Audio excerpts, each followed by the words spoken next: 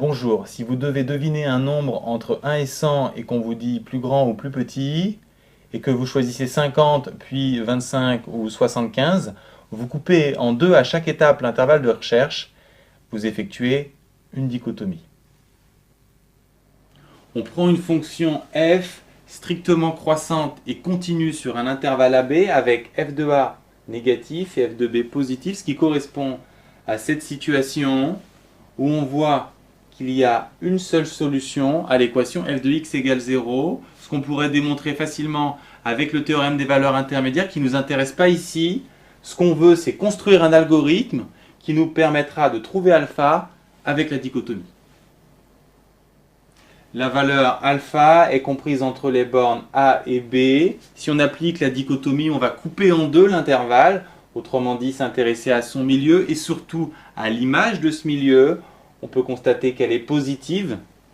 Donc alpha va être comprise entre A et le milieu qui va prendre le rôle de la borne supérieure, c'est-à-dire la place de B, codée sous la forme d'un algorithme si l'image du milieu est positive.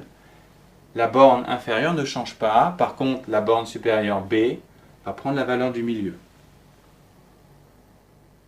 Si on réitère le processus sur ce nouvel intervalle, on constate que le nouveau milieu a une image négative.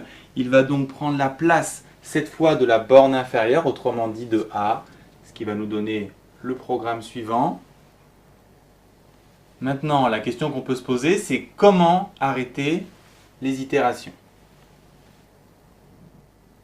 On s'arrête quand on est suffisamment proche de la solution, c'est-à-dire quand on a un encadrement suffisamment précis. L'encadrement, c'est l'intervalle AB qui a une longueur égale à B moins A, qui est de plus en plus petite. À chaque étape, B moins A est deux fois plus petit.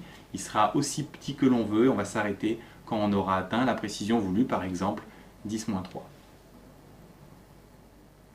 On va noter P la précision. Il nous faut une boucle avec condition d'arrêt, autrement dit une boucle tant que. Attention, on reste dans la boucle tant que la longueur de l'intervalle est plus grande que la précision voulue. Dans ces cas-là, on cherche et on sort évidemment quand B-A est plus petit que P. Et dans ces cas-là, on affiche les deux bornes de l'intervalle A et B. On n'oublie pas de spécifier bien entendu les variables et de demander leur valeur à l'utilisateur.